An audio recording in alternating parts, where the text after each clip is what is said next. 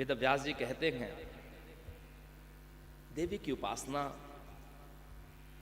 की उपासना इतनी सरल है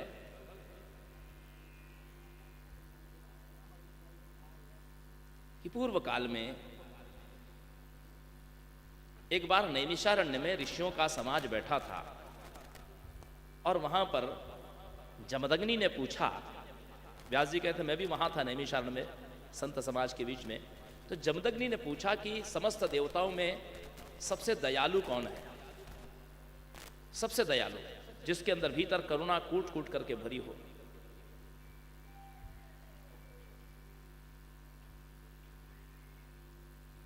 तो लोमश ऋषि कहते हैं कि मैं उस देवता का नाम नहीं लूंगा, मैं आपको उदाहरण बताऊंगा। कौशल देश में देवदत्त नाम का एक ब्राह्मण था, उसने पुत्रेष्टि यज्ञ किया। पुत्रेष्टि यज्ञ में उसने वैशंपायन, वशिष्ठ आदि को बुलाया। गोभिल नाम के एक ब्राह्मण को उसने सामवेद का उद्गाता बनाया। यजुर्वेद का आचार्य को हम लोग होता कहते हैं। अथर्ववेद का जो आचार्य होता है उसको अध्वर्यु कहते हैं। ऋग्वेद का जो आचार्य होता है उसको हम प्रस्तोता कहते हैं। और सामवेद का जो आचार्य होता है ज्ञाता, उसको हम लोग उद्गाता कहते हैं। सामवेद में ऋचाओं का गान होता है, जैसे जितनी भी संगीत विद्या राग रागिनियां प्रकट हुई हैं ये सब सामवेद में से प्रकट हुई हैं। और भगवान श्री कृष्ण कहते हैं कि वेदानाम सामवेदोस्मि, वेदों में सामवेद मेरी विभूति है। सामवेद में ऋचाओं का गान होता है। ये जितने भी संगीत की विधाएं हैं ये सब सामवेद से ही प्रकटी हैं। जितने भी राग रागिनियां ये सब इसका मूल स्रोत सामवेद ही है। तो गोभिल सामवेद के उद्गाता थे।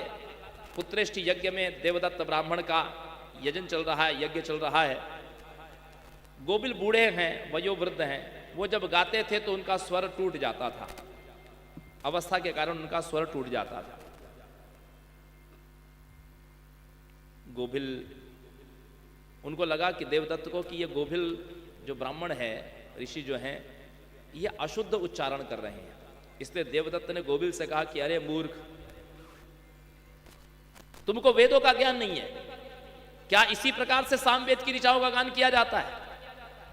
तुम बड़े मूर्ख हो, ऐसे से मेरा यज्ञ कैसे सफल होगा? क्योंकि यज्ञ की सफलता के लिए तीनों का, मंत्र का, क्रिया का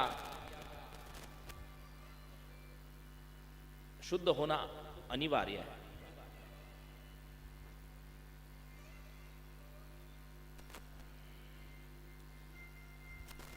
गोविल ने कहा कि तुमने मेरा सबके सामने अपमान कर दिया है।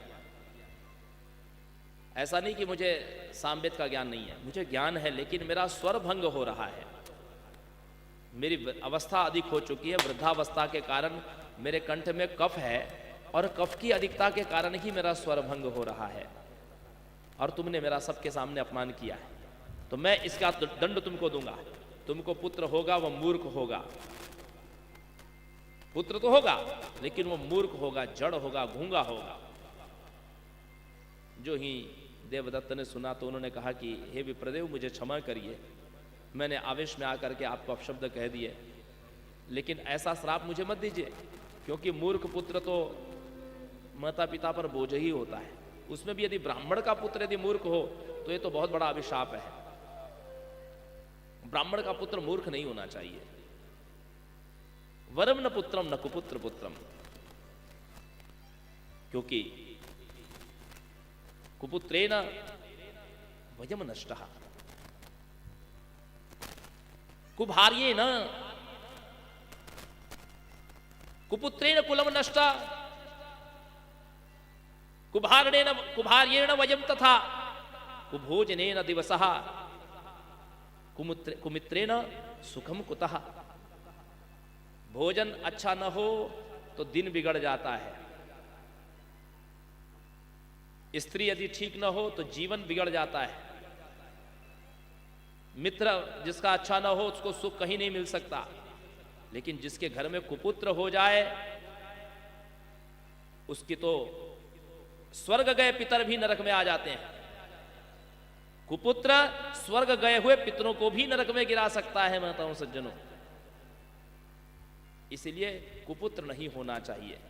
माताएं उससे अच्छा कि बांझ रह जाए लेकिन कुपुत्र को न पैदा करें।